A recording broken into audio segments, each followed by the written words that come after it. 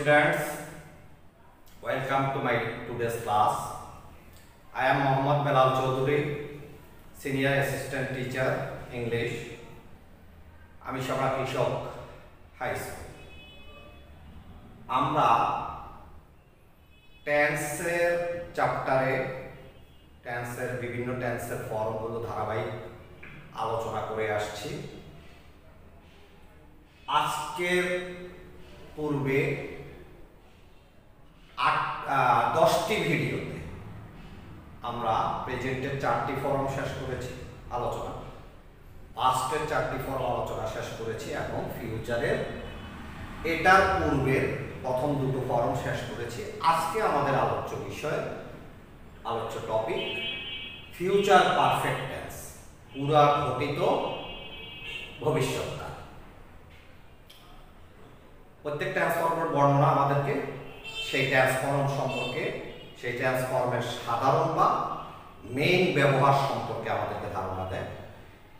তো present future perfect tense সেটা বর্ণনাটা এরকম: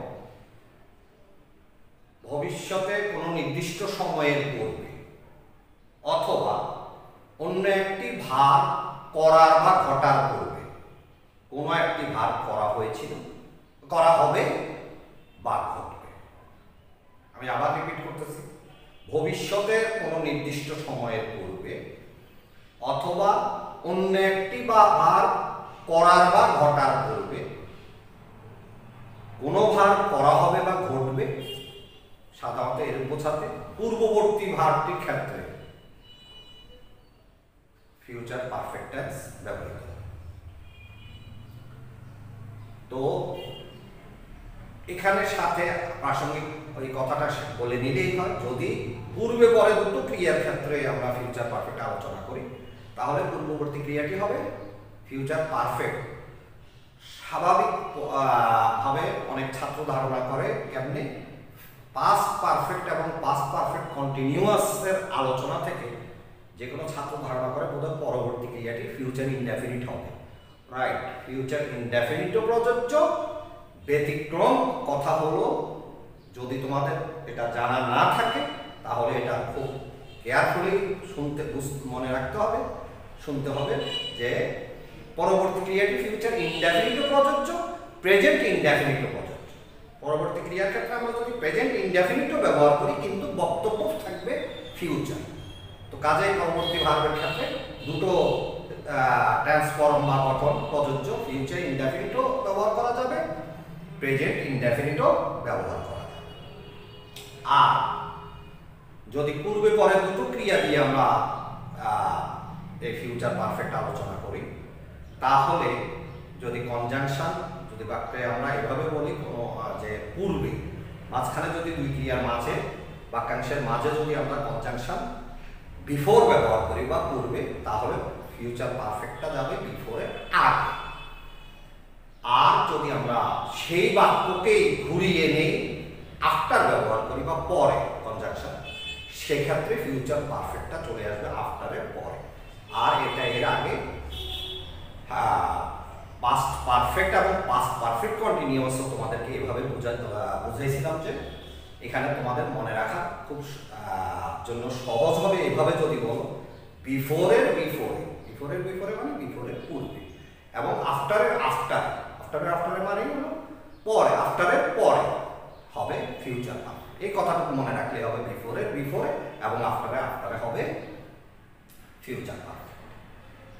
আর বাকি যে ক্রিয়া ফিউচার পারফেক্ট সামনে গেলে বিফোরের আগে গেলে পরবর্তী ক্রিয়াটি ফিউচার ইনডেফিনিট বা প্রেজেন্ট ইনডেফিনিট হয়ে বিফোরের পরে বসবে। আর ফিউচার পারফেক্ট যদি আফটারের পরে যায়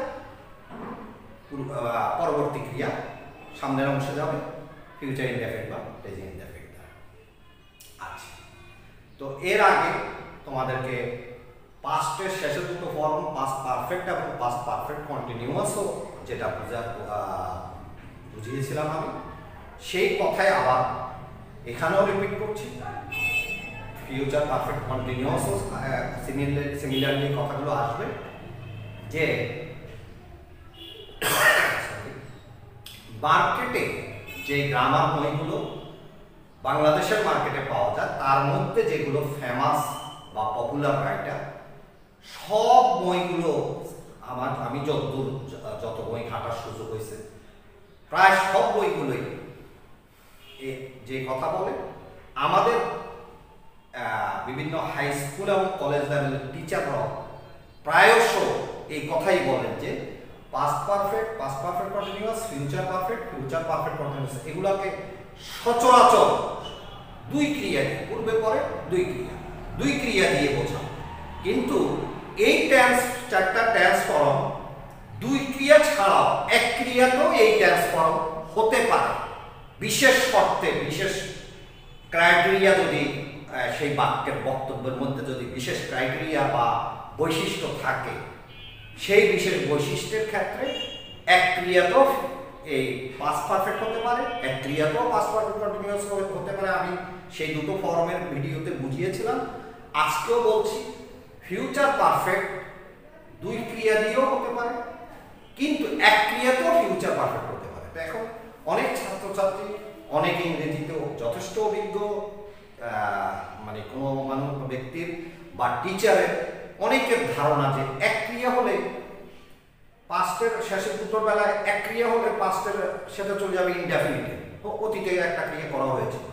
আবার ফিউচারের বেলায় সচরাচর ধারণা যে ভবিষ্যতে কোনো একটা বার এক ক্রিয়া ভবিষ্যতে করা হবে, ঘটবে, সেটা তো ফিউচার ইনডেফিনিটে চলে যাবে না, সেটা এক ক্রিয়া ফিউচার পারফেক্ট হতে পারে। তো আমি তোমাদেরকে এই চিত্রে একটু তোমরা বোঝার চেষ্টা করো, দুই ক্রিয়াও দেখাচ্ছি এখানে, এক ক্রিয়া কিভাবে হতে পারে সেটাও দেখাচ্ছি, আর উদাহরণে গেলে তোমরা প্র্যাকটিক্যালি বুঝবে। তো এই চিত্রে এটা একটা টাইম লাইন, এদিক থেকে এদিক পাস্ট, এই প্রেজেন্ট, এবং এদিকে সময়টা ফিউচার। তো এই ফিউচারের টাইম লাইনে দুটো পয়েন্ট, এটা একটা পয়েন্ট, এটা একটা পয়েন্ট। যদি দুই ক্রিয়া ব্যাখ্যা করি তাহলে এখানে একটা ক্রিয়া ঘটেছিল, এখানে একটা ক্রিয়া ঘটেছিল ভবিষ্যতে, দুটো পয়েন্ট অফ টাইম, দুটো সময়, একটা পরে হয়েছিল আর একটা আগে হয়েছিল, যদি আমরা দুই ক্রিয়া ব্যাখ্যা করি। আর নচেত এই পয়েন্টে এটাকে পরবর্তী কোনো ক্রিয়ার সময় না করে আমরা এটাকে কি মনে করতে পারি, ভবিষ্যতের কোনো নির্দিষ্ট সময়। এই টাইম লাইনের উপরে এই পয়েন্টটা হলো ভবিষ্যতের কোনো নির্দিষ্ট সময়, তার পূর্বে একটি ক্রিয়া করা হয়েছিল বা ঘটেছিল। এভাবে যদি বলা হয় তাহলে এক ক্রিয়া তো ফিউচার পারফেক্ট হতে পারে। তো এবার আমি উদাহরণে যাই, প্রথমত দুই ক্রিয়ার উদাহরণ বলি। The train will have left. তোমাদেরকে তো গঠনটা আলোচনা হলো না, ফিউচার পারফেক্টে আমাদের গঠন কি হবে? শ্যাল উইল হলো কমন, এর আগের ভিডিওতে বলেছিলাম। শ্যাল উইল হলো ফিউচার টেন্সের common auxiliary verb, future indicating auxiliary verb, আর সাথে পারফেক্টের জন্য টেন্স ফর্মের অক্সিলিয়ারি বলবে হ্যাভ। এখানে অনেকের বিভ্রান্তি ঘটে যে প্রেজেন্টে দেখেছে যে হ্যাভ অবলিক হ্যাজ, হ্যাভের বিকল্প হ্যাজের অপশন দেখেছে, কাজে অনেকের ধারণা করে, অনেক সময় ভুল করে ফেলেছে। এখানে হয়তো subject third person singular number হলে হ্যাভ যখন এখানে ব্যবহার করা যাবে, হ্যাজও করা যাবে না। এখানে সর্বদা সাবজেক্টের পারসন নাম্বার যাই হোক, সর্বদা এখানে কিন্তু অক্সিলিয়ারি বা হ্যাভ হবে পারফেক্ট টেন্সের জন্য, পারফেক্ট ফর্মের জন্য। আর প্রিন্সিপাল ভার্বের পাস্ট পার্টিসিপল ভিপিপি, সকল পারফেক্টের প্রিন্সিপাল ভার্ব পাস্ট পার্টিসিপল, এটা কমন তিনটা পারফেক্টের পারফেক্ট ফর্মের কমন বৈশিষ্ট্য। আচ্ছা, তাই এই গঠন আর within bracket object plus extension, within ব্র্যাকেটে কিছু দেখলে আমরা কি বুঝবো স্ট্রাকচারের মধ্যে, যে it may be or it may not be, এটা থাকতেও পারে নাও থাকতে পারে, এটা হতেও পারে নাও হতে পারে। তাহলে এই গঠন আমাদের দেখা হলো বা বোঝা হলো।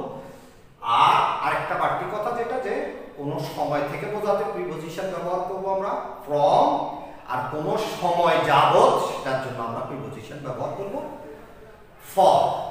আচ্ছা, তো এবারে এই ব্যাখ্যায় আসলে যেটা বলছিলাম, যে এই টাইম লাইনে যদি আমরা দুই ক্রিয়া ফিউচার পারফেক্ট ব্যাখ্যা করতে চাই, তাহলে দুটো পয়েন্টে এটা পরবর্তী ক্রিয়া, এটা পূর্ববর্তী ক্রিয়া, এটাতে হবে ফিউচার পারফেক্ট, টেন্স, আর পরবর্তী ক্রিয়ার ক্ষেত্রে হবে future indefinite or present indefinite tense.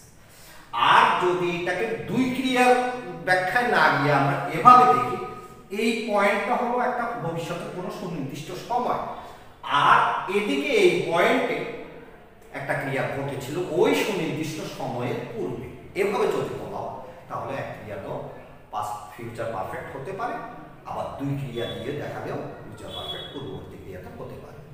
উদাহরণ বলছিলাম, the train will have left the station before, the train will have left before you will arrive at the station.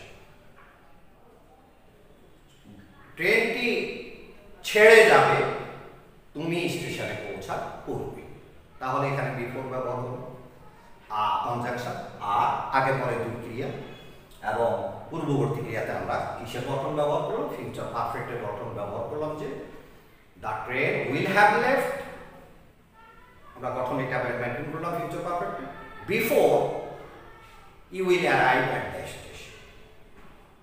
আচ্ছা,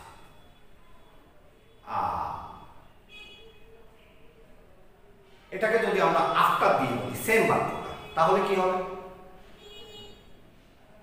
ইউ উইল অ্যারাইভ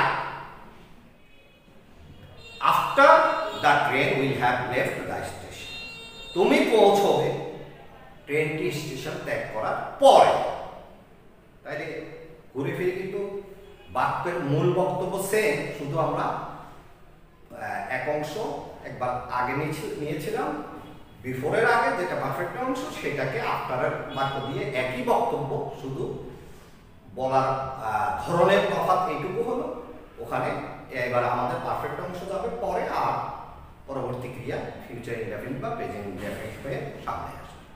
আচ্ছা, আর যদি আরেকটা বাক্য আমরা আগে পরে দুই ক্রিয়ার উদাহরণে যাই,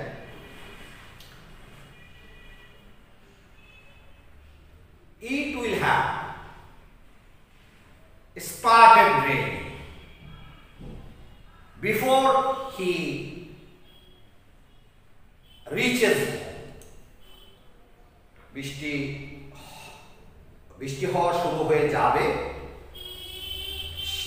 সে বাড়ি পৌঁছার পূর্বে।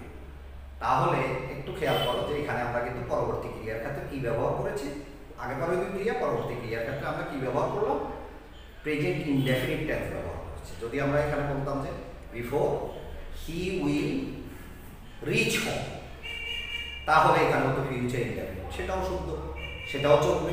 আর আমরা যদি এখানে এভাবে বলি before he reaches home, present indefinite, আর বাকি তো আগের মতোই হলো ফিউচার পারফেক্টের গঠন। এবার আসো এক ক্রিয়াতে ফিউচার পারফেক্ট কিভাবে হয় ভবিষ্যতের কোনো নির্দিষ্ট সময়ে করবে। He will have received my letter before next Monday. Before next Monday.